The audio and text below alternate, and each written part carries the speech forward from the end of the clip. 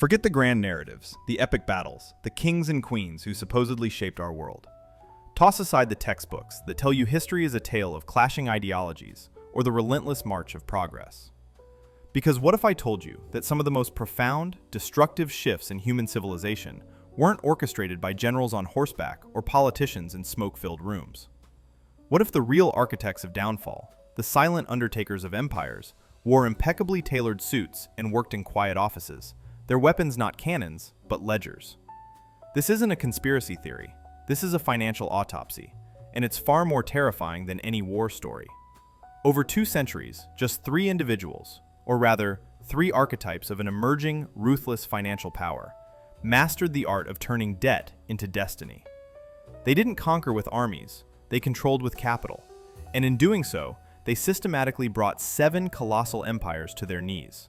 7 empires, from the sprawling Habsburg domains to the ancient Qing dynasty, all crumbled, not always under the boot of an invader, but often beneath the crushing weight of their own balance sheets, meticulously manipulated. You think that's dramatic? You haven't seen anything yet. Our story doesn't begin on a battlefield. It begins in the opulent, yet increasingly precarious, drawing rooms of post-Napoleonic Europe. The early 19th century. Empires were exhausted, drained by decades of incessant warfare. The French Revolutionary Wars, the Napoleonic Wars. These weren't just clashes of ideals. They were bottomless pits for national treasuries. Kings, emperors, and chancellors, still clinging to their divine rights and gilded palaces, found themselves in a new, uncomfortable reality. They were broke. Spectacularly, humiliatingly broke. You see, for centuries, a ruler's power was largely defined by how much gold they could hoard, how many peasants they could tax, or how much land they could plunder. But the scale of modern warfare, the sheer logistical nightmare of feeding, arming, and paying hundreds of thousands of men exploded those old models. Armies marched on their stomachs, yes, but those stomachs needed money, massive, unprecedented sums of money, to be filled. Turns out, divine right was rather expensive to maintain. And this is where the old world met its new, formidable adversary, the international financier. Forget the local moneylender or the small-time merchant bank. What emerged in the crucible of post-war reconstruction was a beast of an entirely different nature. These weren't merely lenders. They were orchestrators of capital on a scale never before imagined. They built networks of agents, couriers, and correspondents that spanned continents, moving money, information, and influence with breathtaking speed, often faster than state-run communication systems. Picture this. You're the Emperor of Austria, Francis I. Your sprawling Habsburg Empire, a mosaic of languages, religions, and simmering resentments, is constantly on the brink. You've just survived Napoleon, but at what cost? Your treasury is a gaping wound, your armies need pay, your bureaucracy demands funds, and your traditional sources, taxes, internal borrowing, are utterly insufficient. You need a hero. What you get instead is something far more effective and far more dangerous: a banker. This new breed of financier didn't just offer loans, they offered solutions. They offered the ability to mobilize vast sums of capital from disparate sources, to float government bonds on international markets, to make a nation's debt not a private shame, but a public, tradable commodity. And with this unprecedented power came unprecedented leverage. They became the gatekeepers to solvency.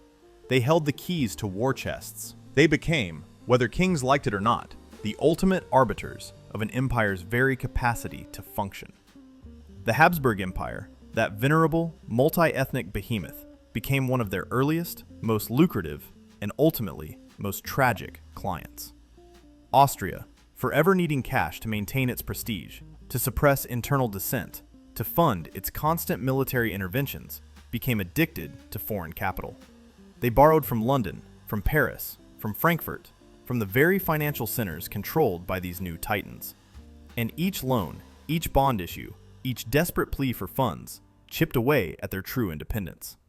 It wasn't about conquest by force of arms. It was about financial entanglement so deep, so pervasive, that disentangling meant collapse. The financiers understood that a solvent empire was a compliant one, and a deeply indebted empire was a captive one. They didn't demand territory, they demanded favorable policies, access to markets, and, most critically, repayment. With interest, of course. Always with interest. Imagine a giant, ancient tree, its branches reaching across half a continent, its roots deep in centuries of history. That was the Habsburg Empire. And these early financial masters, they weren't chopping down the tree with an axe.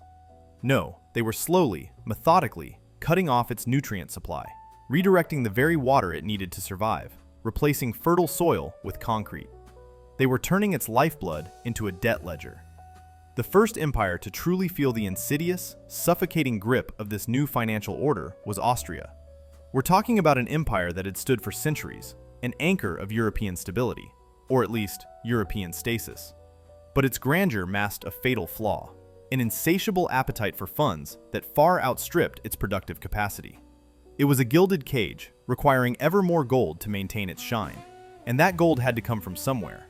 The irony, of course, is that many of these early financiers were themselves subjects of the very empires they would eventually help dismantle.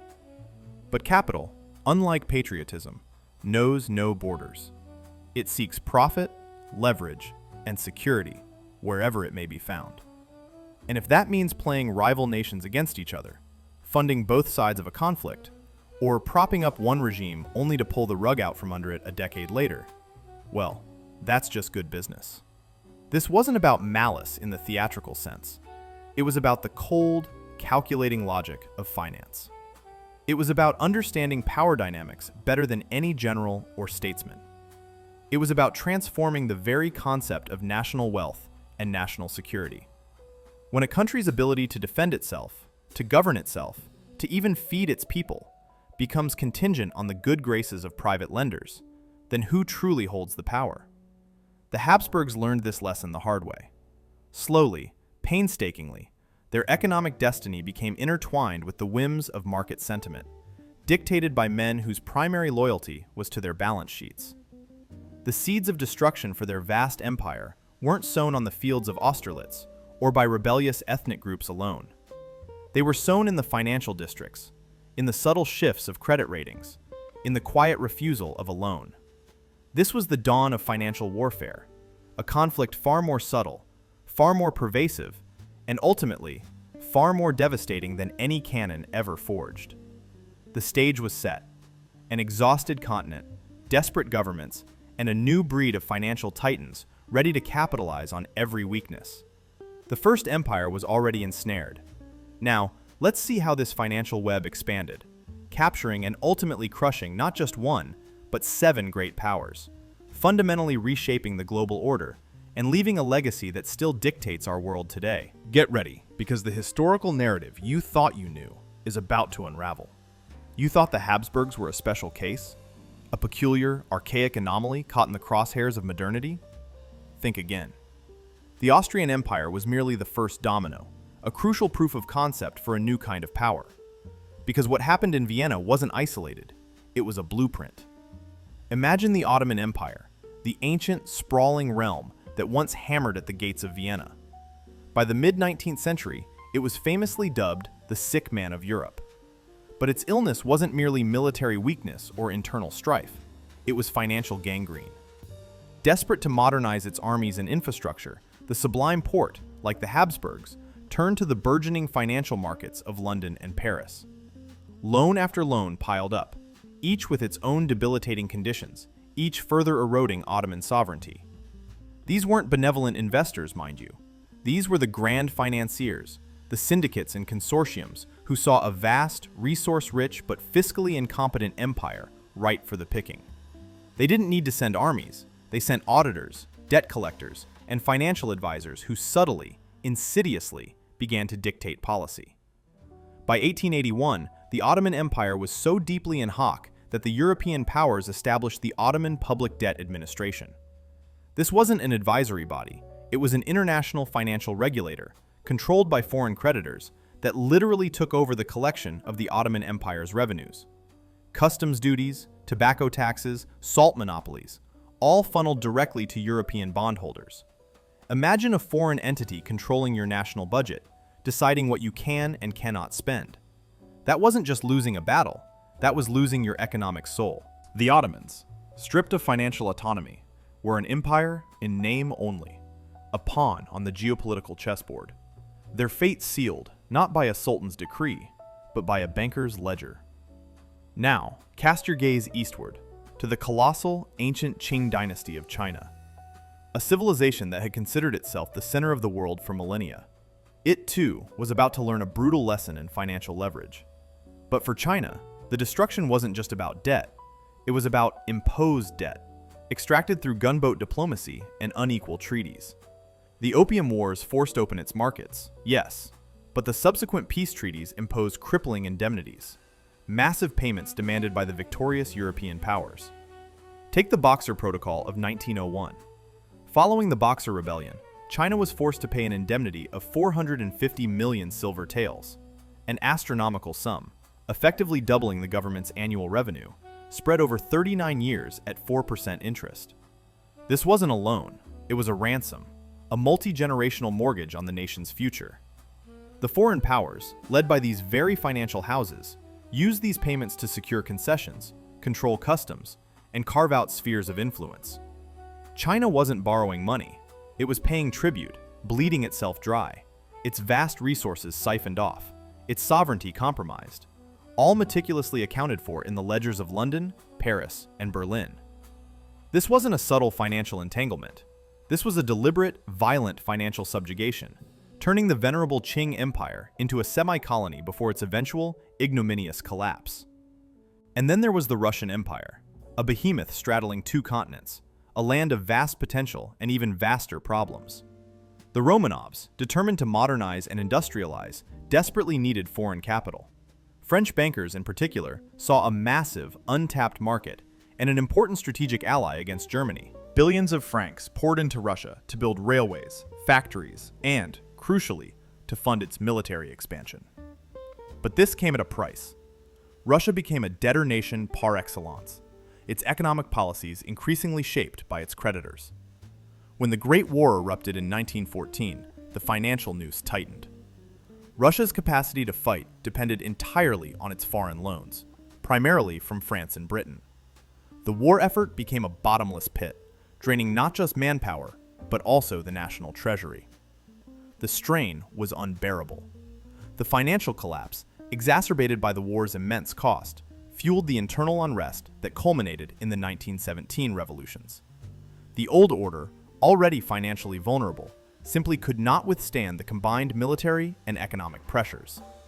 The Romanovs fell, not just to revolutionary fervor, but to an empire that had bled itself dry in a conflict financed by others, on terms dictated by others. Financial insolvency wasn't a symptom. It was a precipitating factor in the demise of an empire that had lasted over 3 centuries. Now, don't imagine this was just happening to the weak empires. Even the supposed giants were not immune to the insidious power of the ledger.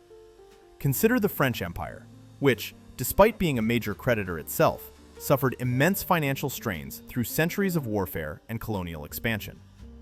Napoleon's ambitions cost an empire its treasury. The cost of maintaining a vast global empire, from Indochina to North Africa, was a constant drain, pushing the French state into recurring debt crises.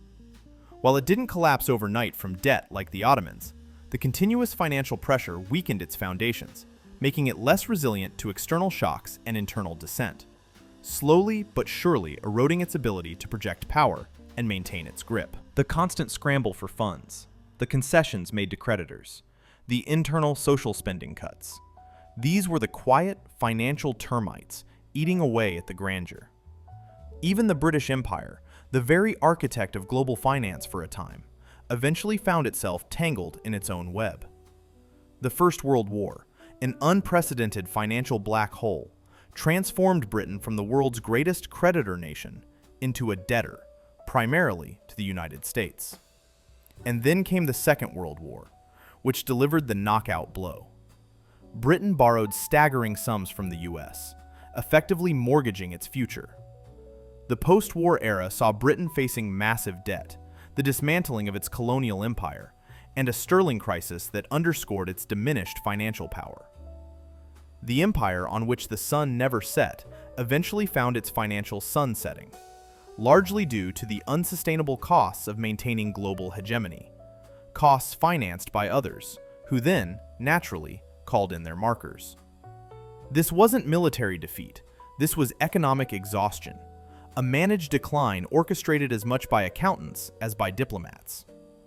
And what about the final empire, the one that few would ever connect to this story? The grand, sprawling, powerful Spanish Empire. While its initial decline was centuries before our 200-year window, its final, lingering remnants and its inability to compete with rising powers like Britain and France in the 19th century were deeply tied to its own fiscal mismanagement, continuous borrowing, and repeated defaults. Spain, once the master of global riches, became a serial defaulter, losing its last colonial possessions to a rising American financial military power in 1898, fundamentally due to its inability to finance modern warfare and its long history of financial weakness. Its decay was a slow, agonizing process, accelerated and formalized by its perennial inability to manage its books. Its bankers, or rather, the absence of robust sovereign finance, left it vulnerable. You see the pattern now? From the multi-ethnic Habsburgs to the ancient Qing, from the vast Russian steppes to the global reach of the British, the story repeats. Empires, bloated with ambition or crippled by tradition, sought salvation in the gleaming, seductive promise of readily available capital. And the financiers, these silent, calculating architects, provided it. They didn't just lend money, they sold a rope and then helped you tie the noose. These weren't necessarily the same three individuals over 2 centuries, but the archetypes of power they represented persisted and evolved. The sagacious bond merchant who became indispensable to sovereigns, the ruthless infrastructure financier who carved up nascent economies, and the global investment bank that financed wars and peace alike, always extracting its pound of flesh. They became the ultimate arbiters of national destiny, deciding which governments would be propped up, which would be starved of funds, and which would simply be bought out. This wasn't a sudden, cataclysmic event, like a volcanic eruption. This was slow, deliberate erosion, like water carving a canyon. Each loan, each bond issue, each financial crisis was another drop, another layer of rock dissolved. And as these empires crumbled, their resources, their markets, and their very futures were remade in the image of global capital. The old world of kings and emperors was dying, and a new one, dominated by the invisible hand of finance, was rising from its ashes, often literally. The rubble of fallen empires became prime real estate for new investments, new loans, and new opportunities for those who understood the true currency of power. And they profited handsomely from every single collapse. This wasn't just a side effect of history, it was history, rewritten not by swords, but by spreadsheets. And the implications for our present? Well, that's where this story gets truly unsettling. So, the empires crumbled, not always with the roar of cannons and the clash of steel, but often with the silent rustle of ledgers and the discreet signing of debt agreements. From the Austro-Hungarian behemoth to the Qing dynasty, from the Ottoman sick man to the once mighty British Empire, they all fell, each ensnared by the same invisible, inescapable web of financial dependency. The archetypes of the shrewd bond merchant, the ruthless infrastructure financier, and the global investment bank didn't just witness this destruction, they profited from it, leveraging every weakness, monetizing every ambition, and turning national pride into collateral. The old world of inherited power gave way to a new order, one where access to capital and control over its flow became the ultimate determinant of global supremacy. The grand lesson? Empires might be built on blood and iron, but they are dismantled by debt and interest. But if you think this is a dusty history lesson, something confined to the annals of forgotten empires, you're missing the entire point. This isn't just about the past, it's the chilling preamble to our present. Fast forward to today and tell me, does any of this sound familiar? Look at the United States, the undisputed global superpower, yet simultaneously the world's largest debtor. A national debt soaring past $34 trillion and climbing, with interest payments alone becoming an increasingly crushing burden on the national budget. Who holds the cards when the world's presumed hegemon is so deeply in hock? Is it truly sovereign when its fiscal solvency is reliant on the continued willingness of foreign buyers, like China or Japan, to absorb its ever-increasing pile of treasury bonds? The leverage hasn't disappeared, it's simply shifted, becoming a silent, existential threat lurking beneath the surface of global markets. And who orchestrates the music of global capital now? Not kings, not parliaments, but a quasi-private entity cloaked in public authority, the Federal Reserve. With a few keystrokes, they can expand or contract the money supply, set interest rates that ripple across the entire planet, and dictate the very value of your currency. Quantitative easing, quantitative tightening, these aren't just arcane economic terms. They are the modern equivalent of our three bankers making their moves, deciding who gets capital, who struggles, and who wins in the global economic game. They don't levy taxes, but they can induce inflation, which is a silent, insidious tax on every single one of us, eroding your savings, diminishing your purchasing power, and quietly transferring wealth from the many to the few. It's a debasement of currency, a historical tactic for desperate empires, refined into a sophisticated policy tool. Now, cast your gaze at the geopolitical chessboard. You see nations increasingly chafing under the dollar-dominated global financial system. The rise of BRICS countries, Brazil, Russia, India, China, South Africa, and their expanding allies, is not just about trade. It's about a concerted effort to create alternative financial architectures, to reduce reliance on Western-controlled institutions and currencies. They're trying to escape the exact same financial dependency that throttled the empires of old. Is this a new scramble for true financial sovereignty? Or merely a realignment of who gets to be the next global creditor, the next banker holding the lever of power?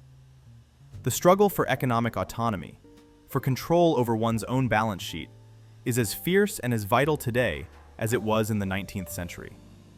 The tools have become more sophisticated, the networks more intricate, the power more diffuse. But the fundamental mechanism remains unchanged. Governments, driven by ambition, crisis, or simply the desire to maintain power, become addicted to easily accessible capital. And those who provide it, be they private financial institutions, central banks, or powerful creditor nations, inevitably gain leverage, influence, and ultimately, control. They don't need to fire a single shot to decide the fate of nations. They just need to control the ledger. So, the next time you hear a politician speak of national sovereignty, or an economist declare the market is free, remember the 7 fallen empires. Remember the bankers. Remember how easily grand ambitions turned into crippling liabilities. And ask yourself, who's really holding the ledger today? And what empire is next in line to become another entry in their meticulously calculated book of profit and loss? Understanding this history isn't just academic. It's your guide to navigating a world still fundamentally shaped by the invisible hand of financial power. If this video gave you value, hit like, subscribe, and share it with anyone who appreciates this kind of content.